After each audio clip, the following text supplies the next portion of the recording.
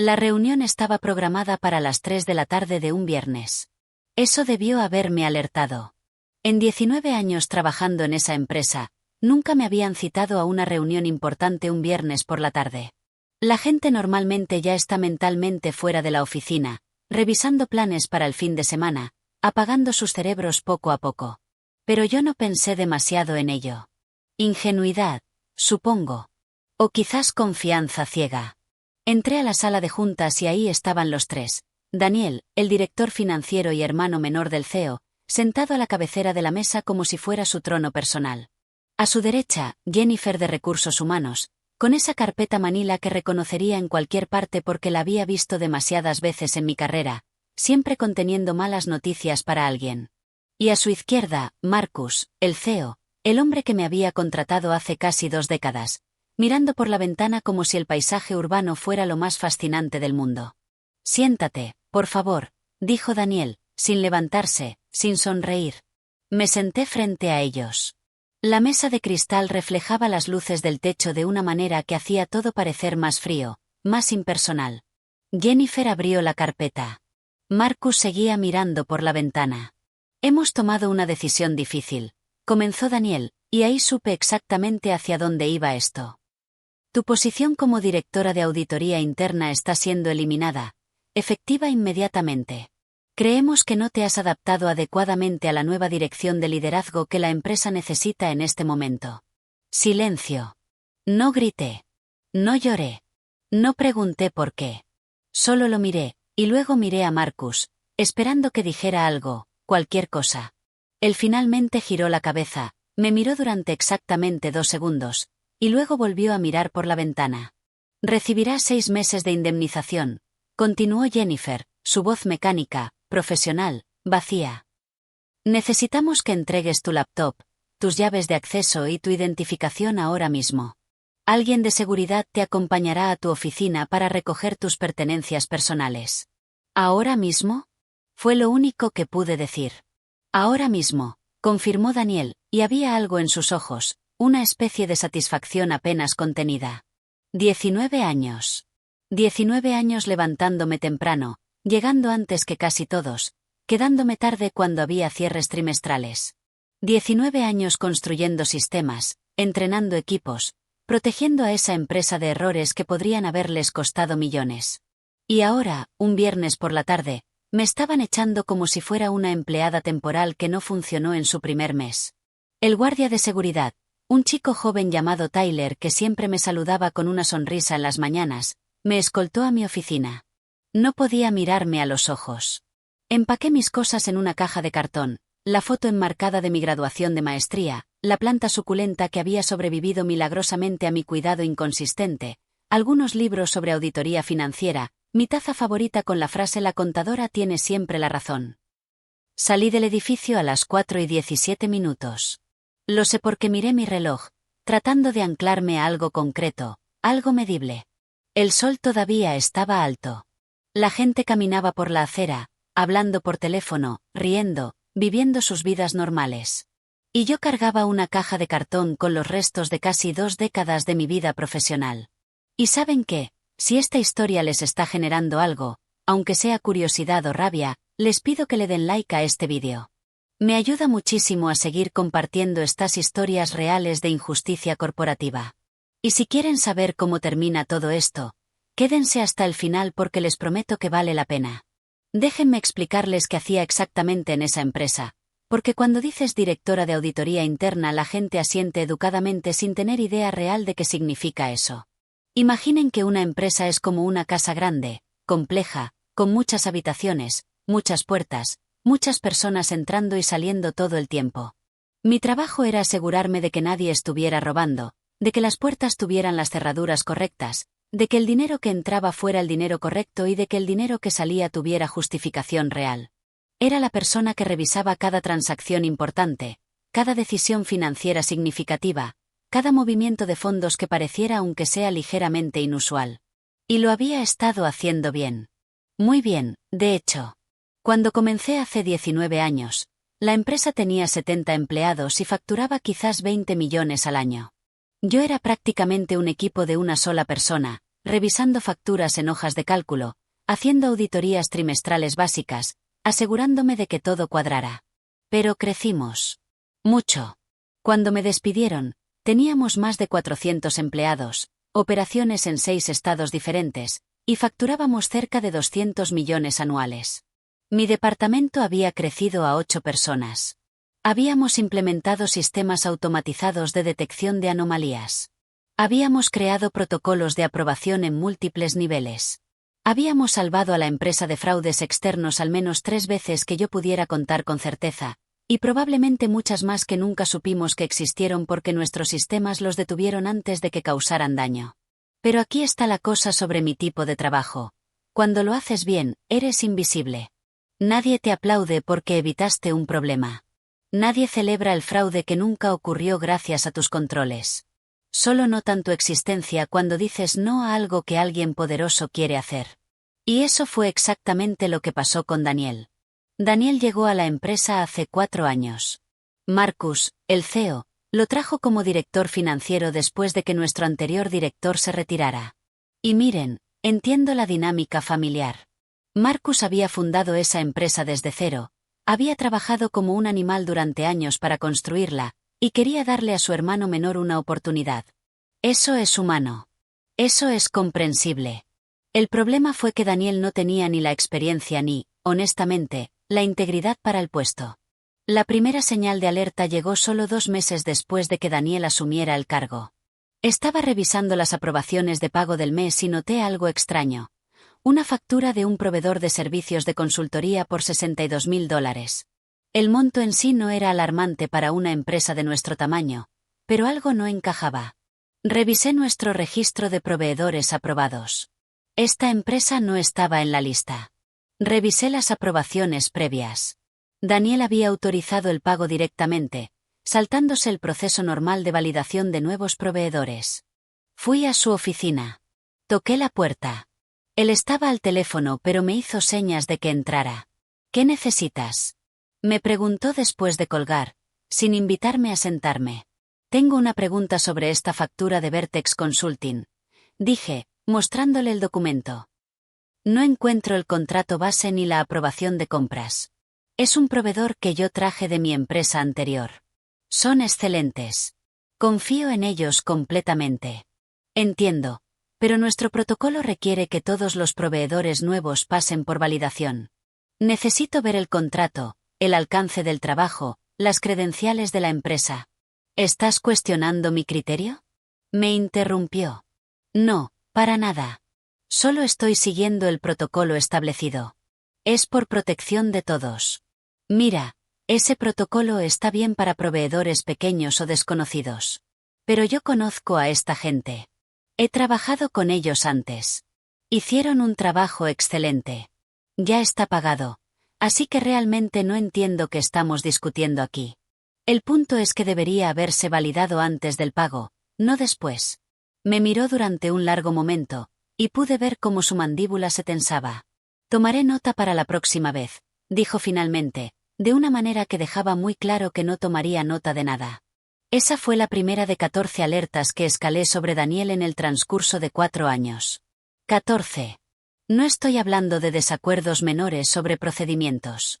Estoy hablando de irregularidades serias, documentadas, con evidencia clara. La segunda alerta llegó 4 meses después. Otra factura de Vertex Consulting, esta vez por $85.000. Misma falta de documentación. Misma aprobación directa de Daniel. Cuando lo confronté, me dijo que estaban trabajando en un proyecto estratégico confidencial que no podía ser compartido con otros departamentos todavía. Eso me pareció extraño, pero escalar la preocupación a Marcus, quien me dijo que confiaba en el criterio de su hermano. La tercera alerta fue más seria. Descubrí que se estaban pagando facturas duplicadas a varios proveedores. Alguien había estado procesando la misma factura 2 veces, con números de referencia ligeramente diferentes, y el dinero salía 2 veces. Cuando tracé el patrón, todas estas duplicaciones habían sido autorizadas por Daniel o pasaban por cuentas que él supervisaba directamente. Le presenté la evidencia. Me dijo que eran errores administrativos honestos de su equipo nuevo, que estaban creciendo rápido y que estos problemas se resolverían con mejor entrenamiento. La cuarta alerta, la quinta, la sexta, cada una peor que la anterior. Encontré pagos a 3 empresas de consultoría diferentes que, cuando investigué, resultaron tener direcciones en departamentos residenciales pequeños, sin sitio web, sin presencia real de negocio. Eran empresas fantasma. Y Daniel estaba autorizando pagos significativos hacia ellas. Encontré ajustes en las reservas contables, números que se movían de un lado a otro de los libros de maneras que inflaban artificialmente nuestras ganancias reportadas en los cierres trimestrales. Esto no era reinterpretación creativa de las reglas contables. Esto era manipulación directa. Encontré contratos con proveedores legítimos donde los montos facturados eran consistentemente 20 o 30% más altos que los precios de mercado, sin justificación clara de ese sobrecosto. ¿Y adivinen quién aprobaba esos contratos? Daniel. Cada vez que encontraba algo, lo documentaba meticulosamente. Capturas de pantalla, extractos de transacciones, correos electrónicos, todo archivado en carpetas organizadas por fecha y tipo de irregularidad. Cada vez que escalaba una preocupación, lo hacía por escrito, con copia a mi correo personal porque, para ese momento, ya empezaba a sentir que necesitaba protegerme. Y cada vez, Marcus defendía a su hermano. Daniel está implementando nuevos procesos. Daniel viene de un entorno corporativo diferente con diferentes normas. Dale tiempo para adaptarse a nuestra cultura. Siempre había una excusa, siempre había una razón para darle otra oportunidad. Pero aquí está la cosa que Marcus no entendía, o no quería entender. Yo no estaba atacando a su hermano por razones personales. Ni siquiera me caía mal Daniel como persona. Lo que estaba haciendo era mi trabajo. Era exactamente lo que me habían contratado para hacer 19 años atrás. Proteger a la empresa. Proteger los activos. Proteger la integridad financiera. Proteger, en última instancia, a Marcus mismo de decisiones que podrían destruir todo lo que había construido. Pero cuando tienes que elegir entre tu empresa y tu hermano, supongo que la sangre pesa más que la razón. La 14ª alerta fue la que selló mi destino, aunque no lo supe en ese momento. Era marzo, estábamos preparando el cierre del primer trimestre del año, y yo estaba revisando las proyecciones financieras que Daniel había presentado al Consejo de Administración la semana anterior. Los números se veían bien. Demasiado bien, de hecho, considerando que 2 de nuestros clientes más grandes habían reducido significativamente sus contratos ese trimestre.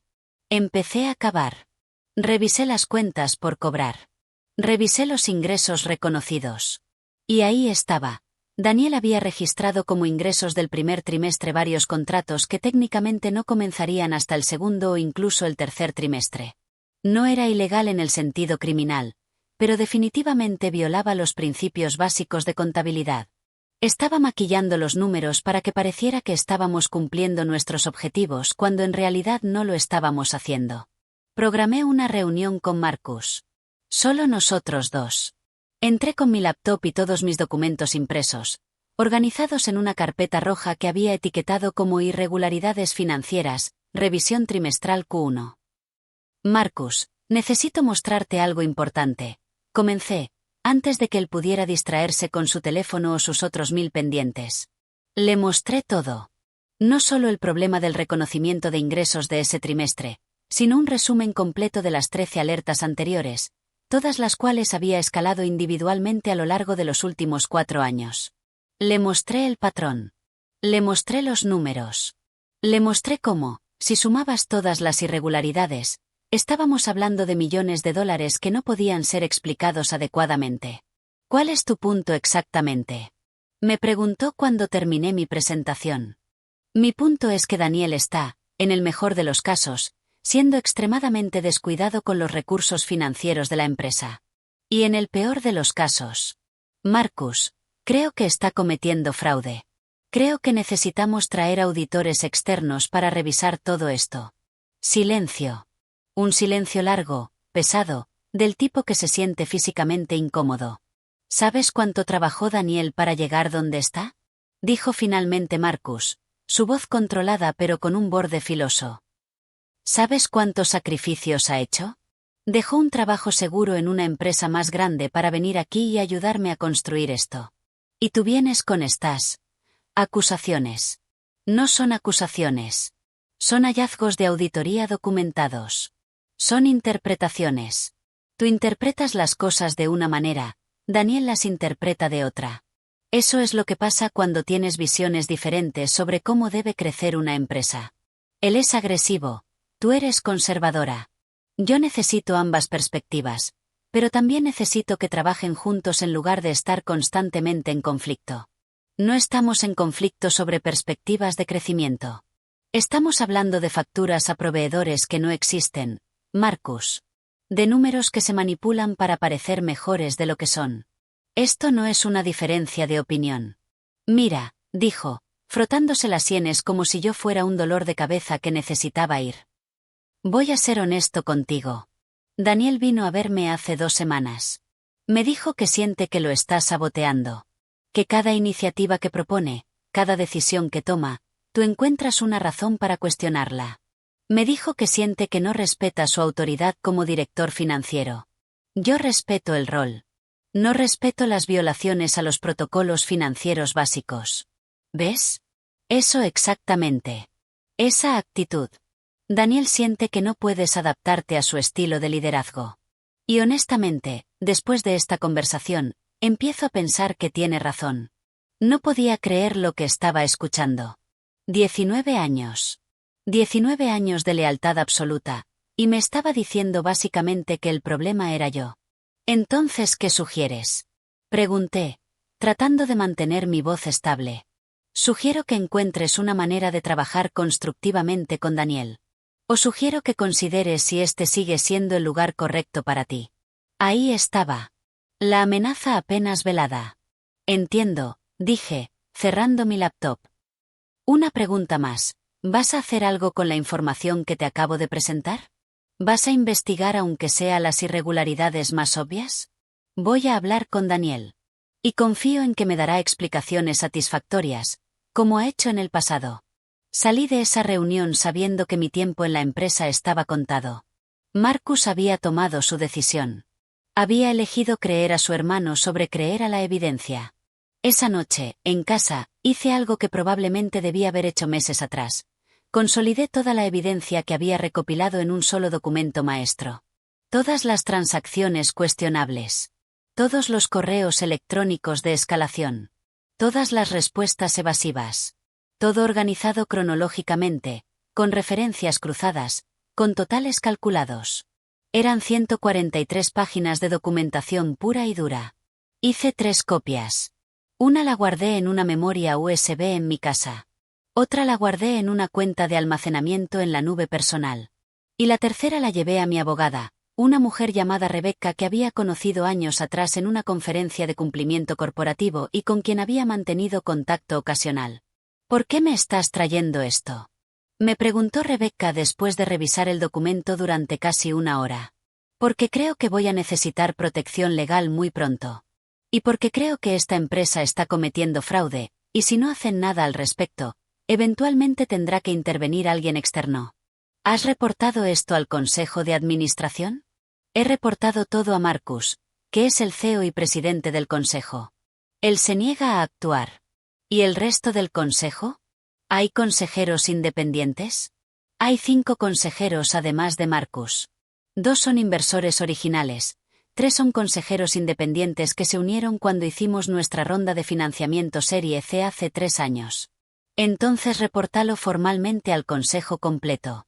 Solicita una sesión ejecutiva sin Marcus presente. Es tu obligación fiduciaria, y también es tu protección legal. Si reportas de buena fe y luego te despiden, tienes bases muy sólidas para un caso de despido injustificado por represalias. 2 días después envié un correo electrónico formal a los 5 consejeros independientes, con copia a la secretaria corporativa. El asunto decía, solicitud de sesión ejecutiva urgente, irregularidades financieras materiales. En el cuerpo del correo, resumí brevemente mis preocupaciones y adjunté el documento de 143 páginas. Recibí respuestas de 3 de los 5 consejeros dentro de las siguientes 24 horas. Todos expresaban preocupación. Todos decían que querían revisar la documentación cuidadosamente. 2 de ellos solicitaron reuniones telefónicas conmigo para discutir los hallazgos en más detalle. También recibí un correo de Marcus. Era corto, Necesito verte en mi oficina inmediatamente. Cuando entré, Daniel estaba allí. Esa debió ser mi señal para dar media vuelta y salir. ¿Qué demonios crees que estás haciendo? Me preguntó Marcus, su cara roja de ira. ¿Enviando acusaciones infundadas al Consejo directamente? ¿Pasando por encima de mí? Son hallazgos de auditoría documentados, no acusaciones. Y sí, los envié al Consejo porque es exactamente lo que debo hacer cuando el CEO no actúa sobre irregularidades materiales. Me estás haciendo quedar como un imbécil frente a los inversores, dijo Marcus. No, tú te estás haciendo quedar mal al ignorar evidencia clara de mala conducta financiera. Daniel se rió. Fue una risa corta, amarga. ¿Sabes qué es tu problema? Que no entiendes cómo funcionan las empresas en crecimiento. Todo tiene que ser por el libro, todo tiene que seguir tus pequeñas reglas. No hay espacio para la agilidad, para la innovación, para tomar riesgos calculados. Los riesgos calculados son una cosa. El fraude es otra completamente diferente. Ahí está esa palabra otra vez, dijo Daniel, mirando a Marcus. ¿Ves a qué me refiero? Ella está decidida a destruirme. No estoy tratando de destruirte. Estoy tratando de proteger esta empresa. Suficiente, interrumpió Marcus. Esto claramente no está funcionando. Daniel tiene razón. No te has podido adaptar a la nueva dirección que la empresa necesita. Creo que es momento de separar caminos. Y así, 3 días después de que enviara mi reporte al Consejo de Administración, me encontré en esa sala de juntas un viernes por la tarde, siendo despedida por no adaptarme al nuevo liderazgo. Lo que no sabían es que ya había dejado copias de toda la evidencia con mi abogada. Lo que no sabían es que había documentado meticulosamente cada paso, cada conversación, cada intento de hacer las cosas correctamente por los canales apropiados. Lo que no sabían es que yo ya no estaba tratando de salvar mi trabajo. Estaba tratando de salvar mi reputación y mi integridad profesional. Y lo que definitivamente no sabían es que las ruedas ya estaban en movimiento, y muy pronto, nada de lo que hicieran podría detener lo que venía. Los primeros 2 meses después de mi despido fueron extraños. Por un lado, sentía una libertad que no había experimentado en años. No despertarme con ansiedad pensando en qué nueva irregularidad iba a descubrir ese día. No tener que redactar otro correo electrónico cuidadosamente palabreado tratando de sonar profesional mientras básicamente decía tu hermano está robando a la empresa. No más reuniones tensas. No más miradas de reproche de Marcus cada vez que yo entraba a una sala. Pero por otro lado, estaba ese sentimiento persistente de injusticia. De trabajo inacabado. De haber sido castigada por hacer exactamente lo que se suponía que debía hacer. Rebecca, mi abogada, estaba preparando un caso de despido injustificado por represalias. Teníamos evidencia sólida, mi reporte al Consejo, seguido casi inmediatamente por mi despido, con la excusa transparentemente falsa de no adaptación al liderazgo. Pero Rebecca también me advirtió que estos casos pueden tomar años y que el resultado nunca está garantizado. Mientras tanto, yo necesitaba trabajar. Necesitaba ingresos. Y honestamente, necesitaba mantener mi mente ocupada. 3 semanas después de mi despido, recibí una llamada de Thomas Chen, uno de los 3 consejeros independientes a quienes había enviado mi reporte. Thomas era socio senior en una firma de capital privado bastante grande en la ciudad. ¿Cómo estás? Me preguntó, su voz genuinamente preocupada. He estado mejor, para ser honesta. Puedo imaginármelo. Escucha, necesito decirte algo. Después de que enviaste tu reporte, los otros consejeros independientes y yo comenzamos a hacer preguntas. Marcus se puso muy defensivo. Nos dijo que eras una empleada descontenta con un historial de conflictos con el equipo de liderazgo. Nos presionó para que archiváramos tus alegaciones sin investigación. ¿Y lo hicieron? 2 de los 5 lo hicieron. Pero Sarah Goldstein, Robert Park y yo insistimos. Amenazamos con renunciar al consejo si no se hacía una investigación apropiada. Marcus finalmente cedió, pero solo acordó traer una firma externa si él podía seleccionar cuál. Eso fue hace 3 semanas. Están en medio de la auditoría ahora. Y están encontrando todo lo que documentaste, y más. Mucho más. Esta mañana tuve una llamada preliminar con el auditor principal. Esto es serio. Potencialmente criminal. El consejo va a tener una reunión de emergencia la próxima semana. Me quedé callada, procesando la información. También quería decirte, continuó Thomas, que tu nombre ha estado circulando en mi red profesional. De buena manera. La gente sabe que fuiste despedida por hacer tu trabajo correctamente. Eso no pasa desapercibido en esta industria. Si estás buscando nuevas oportunidades, me encantaría hablarte sobre un par de posiciones que podrían interesarte. Esa conversación fue el primero de muchos hilos que empezaron a tirar en los siguientes meses. La auditoría externa continuó durante semanas. Supongo que Daniel y Marcus pensaron que podrían controlarla, pero los auditores que contrataron no eran del tipo que se dejan presionar. O quizás encontraron cosas tan graves que su obligación profesional les impedía ignorarlas. No tenía acceso directo a lo que estaba pasando dentro de la empresa, pero tenía amigos que todavía trabajaban ahí. Ana, mi antigua subdirectora, me mandaba mensajes de texto ocasionalmente con actualizaciones vagas. Todo está caótico, me escribió una vez. Los auditores están entrevistando a todos. Daniel se ve aterrorizado. Marcus no sale de su oficina. 2 meses después de mi despido, los auditores externos completaron su reporte. Según Thomas, que me llamó inmediatamente después de la presentación al consejo, habían identificado irregularidades por más de $20 millones en un periodo de 4 años. 20 millones. Y cada dólar conectaba directa o indirectamente a decisiones tomadas o autorizadas por Daniel. Las empresas fantasma no solo existían, sino que eran entidades controladas por un antiguo socio de negocios de Daniel. Las facturas duplicadas no eran errores administrativos, sino un esquema sistemático. Los ajustes en las reservas contables habían inflado artificialmente las ganancias reportadas, lo cual había afectado valoraciones de la empresa y rondas de financiamiento. Era fraude. Fraude claro, documentado, innegable. El Consejo votó unánimemente para reportar los hallazgos al Ministerio Público y a las autoridades regulatorias pertinentes. Marcus votó en contra, pero fue derrotado 5-1. 3 meses después de mi despido, la historia llegó a los medios. No con todo el detalle, pero suficiente. Empresa tecnológica local bajo investigación por presunto fraude financiero. Vi el artículo en mi teléfono durante el desayuno y sentí una mezcla extraña de vindicación y tristeza. Vindicación porque se estaba confirmando todo lo que había reportado. Tristeza porque esa empresa, a pesar de todo, había sido mi hogar profesional durante casi 2 décadas, y verla destruirse así era doloroso. 4 meses después de mi despido, Marcus renunció como CEO. El comunicado de prensa oficial hablaba de buscar nuevas oportunidades y tiempo para la familia. La realidad, según Thomas, era que los inversores le habían dado un ultimátum: renuncia voluntariamente o te removemos con causa. Marcus eligió la opción que le permitía conservar algo de dignidad. 5 meses después de mi despido, Daniel fue formalmente acusado de fraude, malversación de fondos y conspiración. Los cargos detallaban un esquema que había desviado $23.6 millones de la empresa a lo largo de 4 años. Me enviaron una copia de la acusación formal porque yo era mencionada como testigo material. Leer ese documento fue surrealista. Cada transacción que yo había señalado, cada alerta que había escalado, todo estaba ahí, validado, confirmado, amplificado.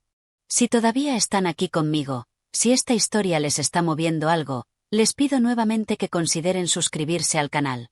Compartir estas historias es importante porque muchas personas están pasando por situaciones similares y necesitan saber que no están solas, que hacer lo correcto, aunque sea difícil, eventualmente importa.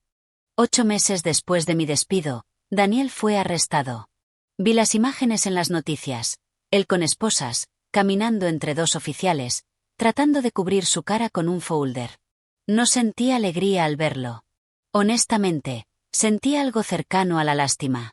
Había tirado su vida a la basura por avaricia, y había arrastrado a su hermano consigo. La empresa que Marcus había construido desde cero, que yo había ayudado a proteger durante 19 años, estaba destrozada. Los clientes importantes se fueron. Los empleados talentosos renunciaron. Los inversores iniciaron demandas. La valoración de la empresa, que en su punto máximo había sido de cerca de $300 millones, se desplomó a casi nada. 9 meses después de mi despido, La empresa fue vendida a uno de nuestros competidores principales. El precio de venta nunca se hizo público, pero según las fuentes internas era una fracción minúscula de lo que alguna vez valió. Los empleados que quedaban fueron absorbidos por la empresa compradora, algunos mantuvieron sus posiciones, otros fueron despedidos. 20 años de construcción, destruidos en menos de un año por la avaricia de una persona y la lealtad mal puesta de otra. Pero aquí está la cosa, mientras todo esto pasaba, mientras Daniel enfrentaba cargos criminales y Marcus veía su legado convertirse en cenizas y la empresa se desintegraba, yo estaba reconstruyendo mi vida. 2 meses después de mi despido, después de esa conversación con Thomas, tuve entrevistas con 3 firmas diferentes de inversión y capital privado. Todas estaban buscando personas con experiencia profunda en auditoría y evaluación de riesgos financieros. Todas habían escuchado mi historia, al menos la versión resumida, y todas vieron lo mismo. Alguien que había tenido la integridad de reportar fraude incluso cuando le costó su trabajo. Acepté una oferta de una firma de inversión mediana especializada en tecnología y servicios corporativos. El título era Director de Evaluación de Riesgos. Mi trabajo era hacer lo que había estado haciendo durante 19 años, pero a una escala mucho mayor. Revisar empresas en las que la firma estaba considerando invertir, identificar riesgos financieros, operacionales, de cumplimiento, y asegurarme de que no estábamos poniendo el dinero de nuestros clientes en situaciones que pudieran explotar. Era similar a mi trabajo anterior, pero con una diferencia crucial. Aquí, cuando yo decía esto es un problema, la gente escuchaba. No había lealtades familiares que nublaran el juicio. No había egos que proteger. Solo había números, hechos, riesgos, y decisiones racionales basadas en evidencia. Y no voy a mentir, el salario era significativamente mejor. No solo recuperé lo que estaba ganando antes, sino que lo superé considerablemente. Resulta que las firmas de inversión valoran exactamente el tipo de ojo crítico y atención al detalle que me había causado tantos problemas en mi trabajo anterior. Pero más allá del dinero, había algo más importante: respeto. Cuando hablaba en reuniones, la gente tomaba notas. Cuando expresaba preocupaciones, se investigaban inmediatamente. Cuando decía no debemos hacer esta inversión, esa inversión no se hacía. Era validación profesional de una manera que no había experimentado en años. Mi caso de despido injustificado con mi antigua empresa eventualmente se resolvió fuera de corte. No puedo hablar de los términos específicos por el acuerdo de confidencialidad, pero puedo decir que fue significativamente más que la indemnización original de 6 meses que me habían ofrecido. Rebecca, mi abogada, estaba muy satisfecha con el resultado. Pero honestamente, para cuando llegamos al acuerdo, el dinero casi no importaba. Yo ya estaba en un lugar mejor, profesional y personalmente. El acuerdo era simplemente el punto final oficial en ese capítulo de mi vida. Han pasado 3 años desde ese viernes por la tarde cuando salí de la oficina cargando una caja con mis pertenencias personales. 3 años, y todavía pienso en esa época, pero ya no con rabia o resentimiento. Más bien con una especie de claridad reflexiva sobre qué significó todo eso y qué aprendí. Daniel fue condenado. Recibió una sentencia de 6 años de prisión federal y restitución completa de los 23.6 millones que había desviado. Su licencia profesional como contador público certificado fue revocada permanentemente. La última vez que busqué su nombre en Internet, había cumplido 2 años de su sentencia. No lo sigo de cerca. No encuentro satisfacción en su castigo, honestamente. Solo encuentro confirmación de que lo que yo vi y reporté era real, era serio, y merecía ser tomado en cuenta. Marcus nunca enfrentó cargos criminales. Los fiscales determinaron que, aunque había sido negligente y cegado por lealtad familiar, no había participado activamente en el fraude. Pero su reputación en la industria quedó destrozada. Intentó lanzar una nueva empresa hace un año, una startup en el sector de logística. No pudo conseguir inversión. Los inversores que alguna vez lo celebraban como un emprendedor visionario ahora lo ven como alguien que permitió que su empresa se desmoronara por no escuchar señales de alerta obvias. Supe por amigos en común que finalmente vendió su casa grande en el barrio exclusivo y se mudó a algo más modesto. No encuentro alegría en eso tampoco. Marcus no era un hombre malo. Era un hombre que tomó malas decisiones en momentos críticos, que confundió lealtad con responsabilidad, que pensó que podía proteger a su hermano cuando lo que su hermano realmente necesitaba era ser detenido antes de que el daño fuera irreversible. En cuanto a mí, mi vida ahora es radicalmente diferente a lo que era hace 3 años, de maneras que nunca podría haber anticipado.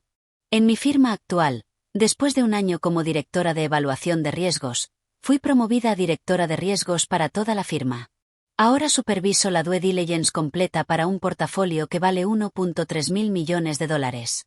Tengo un equipo de 12 personas brillantes que trabajan conmigo. Revisamos entre 25 y 30 empresas potenciales cada año, y de esas, rechazamos aproximadamente el 70% por diversos tipos de riesgos que identificamos. Cada vez que rechazo una inversión porque algo no cuadra los números, cada vez que encuentro una irregularidad que otros pasaron por alto, cada vez que mi equipo detecta un conflicto de interés o una práctica contable cuestionable, pienso en esos 19 años en mi trabajo anterior.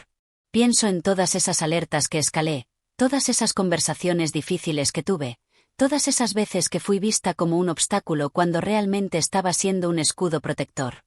Y ahora entiendo que no estaba equivocada. El problema no era mi incapacidad de adaptarme al nuevo liderazgo. El problema era que el nuevo liderazgo era fraudulento, y yo era la única persona con suficiente conocimiento técnico y suficiente columna vertebral para nombrarlo por lo que era. Me invitaron a dar una charla en una conferencia de auditoría interna el año pasado.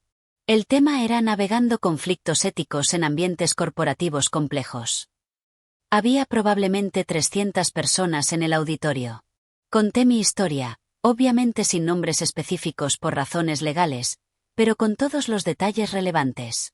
Cuando terminé, la sala se quedó en silencio durante unos segundos largos e incómodos, y pensé que quizás había compartido demasiado, sido demasiado personal. Entonces empezaron los aplausos. Y no solo un aplauso educado, sino una ovación de pie que duró casi un minuto completo. Después de la charla, al menos 20 personas se acercaron a hablar conmigo. Varios me contaron sus propias historias de haber reportado problemas éticos o financieros y haber sido castigados por ello. 2 personas me dijeron que estaban en situaciones similares en ese momento y me preguntaron qué deberían hacer. Les dije lo mismo que me hubiera gustado que alguien me dijera a mí: documenta todo, escala apropiadamente, protégete legalmente, y entiende que hacer lo correcto podría costarte tu trabajo pero nunca te costará tu integridad. Y que a largo plazo, la integridad profesional vale más que cualquier puesto individual. Una cosa que he aprendido es que las empresas son sistemas, y como todos los sistemas, necesitan retroalimentación honesta para funcionar correctamente. Cuando creas una cultura donde esa retroalimentación honesta es castigada, donde señalar problemas se interpreta como deslealtad, donde proteger a las personas poderosas es más importante que proteger a la institución misma, estás creando las condiciones perfectas para el desastre. Marcus creó ese ambiente cuando decidió creer ciegamente en su hermano en lugar de investigar mis preocupaciones documentadas. Daniel explotó ese ambiente para su propio beneficio. Y la empresa pagó el precio final. También he aprendido que ser despedido, por más injusto que sea, no es el fin del mundo. Es aterrador, sí. Es humillante en el momento, absolutamente. Pero también puede ser un punto de reinicio, una oportunidad de encontrar un lugar donde tu trabajo sea valorado, donde tus habilidades sean reconocidas, donde tu integridad sea vista como un activo en lugar de un problema. Si alguien me hubiera dicho hace 4 años, cuando estaba en medio de todo ese caos, que 3 años después estaría en una posición mejor en todos los sentidos, mejor trabajo, mejor salario, mejor ambiente, mejor equilibrio entre vida personal y profesional, probablemente no lo hubiera creído. Cuando estás en medio de la tormenta, es casi imposible imaginar que eventualmente escampará. Pero escampa. Quizás no rápido, y ciertamente no sin cicatrices, pero escampa. Todavía mantengo contacto con algunas personas de mi antigua empresa, las que sobrevivieron la absorción y todavía trabajan en la industria. Ana, mi antigua subdirectora, ahora es directora de cumplimiento en una empresa de servicios financieros. Me dice que piensa en aquellos días con frecuencia, en cómo yo trataba de hacer sonar las alarmas y nadie quería escuchar. Me preguntó una vez si yo sentía que había valido la pena, todo el conflicto, el estrés, eventualmente perder mi trabajo. Le dije que sí. Porque la alternativa hubiera sido quedarme callada, ver cómo se cometía el fraude, y ser cómplice por silencio. Y no creo que pudiera haber vivido conmigo misma haciendo eso. Hay un precio para hacer lo correcto, pero también hay un precio para no hacerlo. Y prefiero pagar el primer precio que el segundo. Una de las cosas más interesantes de mi posición actual es que ahora soy yo quien evalúa a otros profesionales cuando consideramos inversiones en empresas. Y puedo decirles que una de las primeras cosas que busco es la calidad y autoridad del equipo de auditoría interna y cumplimiento. ¿Tienen acceso directo al consejo? ¿Reportan sus preocupaciones libremente? ¿Hay evidencia de que sus recomendaciones se implementan? Si veo señales de que la función de auditoría interna es débil, marginada o ignorada, esa es una bandera roja enorme para mí. Porque sé, por experiencia personal, que cuando una empresa no valora sus controles internos, está solo a una persona inescrupulosa de distancia del desastre. También me he vuelto mentora informal de varias mujeres jóvenes en auditoría y cumplimiento. Muchas enfrentan situaciones donde tienen que decidir entre ser jugadoras de equipo que no hacen olas, o ser profesionales rigurosas que señalan problemas incluso cuando es incómodo. Trato de darles la perspectiva que me hubiera gustado tener, que tu trabajo como auditora no es ser querida, es ser precisa. Que incomodar a la gente poderosa con verdades inconvenientes no es un defecto de carácter, es literalmente tu descripción de puesto. Hace 6 meses, recibí un correo de Thomas Chen, el consejero que me había apoyado durante todo el desastre. Me escribió para decirme que había recomendado mi nombre para un puesto en el consejo de administración de una empresa mediana de tecnología de la salud. Dijo que necesitaban a alguien en el comité de auditoría que tuviera columna vertebral y no tuviera miedo de hacer preguntas difíciles. Acepté la invitación. Es mi primera posición como consejera, y la tomo muy en serio. En mi primera reunión del comité de auditoría, el director financiero presentó los resultados del trimestre. Los números se veían bien. Demasiado bien, considerando algunos vientos en contra de la industria que yo había leído. Hice preguntas. Bastantes preguntas. Después de la reunión, otro consejero se me acercó y me dijo, medio bromeando, que no necesitaba ser tan agresiva en mi primer día. Le sonreí y le dije, mi trabajo aquí es hacer exactamente estas preguntas. Si eso hace que alguien se sienta incómodo, probablemente significa que estoy haciendo mi trabajo correctamente. Se rió, pero creo que entendió el punto. Y sospecho que el director financiero también lo entendió, porque en la siguiente reunión, sus presentaciones tenían mucho más detalle y transparencia sobre los riesgos y desafíos. Esa es mi vida ahora. Hacer las preguntas difíciles, buscar las señales de alerta, proteger a las empresas de sus propios puntos ciegos. Es el mismo trabajo que estaba haciendo hace 4 años, pero en un contexto donde es valorado en lugar de ser castigado. ¿Echo de menos algo de mi antigua empresa? Honestamente, sí. Echo de menos algunos de los colegas que fueron genuinamente buenos amigos. Echo de menos la sensación de haber ayudado a construir algo desde casi el principio. Echo de menos los años cuando Marcus y yo trabajábamos bien juntos, antes de que su hermano llegara y todo se complicara. Hay nostalgia por lo que fue en algún momento, aunque eso ya no existe. Pero no echo de menos el estrés constante. No echo de menos las noches sin dormir preocupándome porque nueva irregularidad iba a descubrir. No echo de menos sentirme como la villana por hacer mi trabajo. Y definitivamente no echo de menos trabajar en un ambiente donde la verdad era vista como opcional. Si hay una lección que me llevo de toda esta experiencia, es esta. Tu integridad profesional es lo único que realmente te pertenece en el mundo corporativo.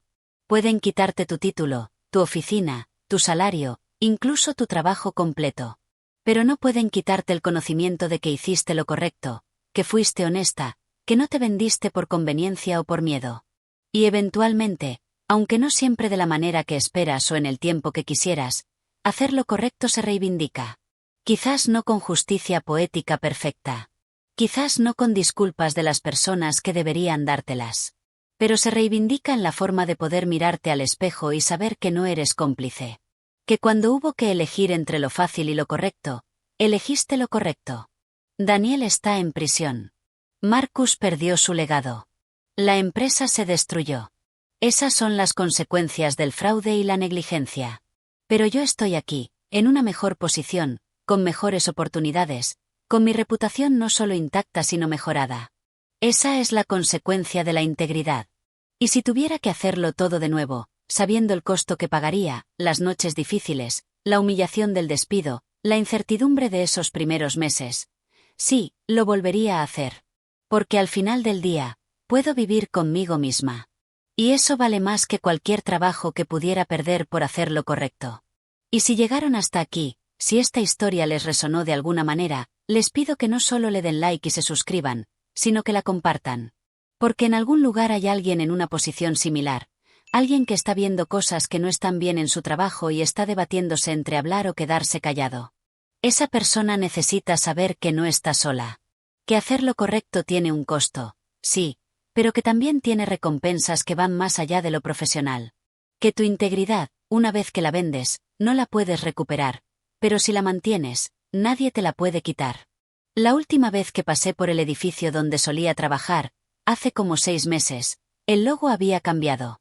Ya era oficialmente parte de la empresa que la compró. Había gente nueva entrando y saliendo. La vida había continuado, como siempre lo hace.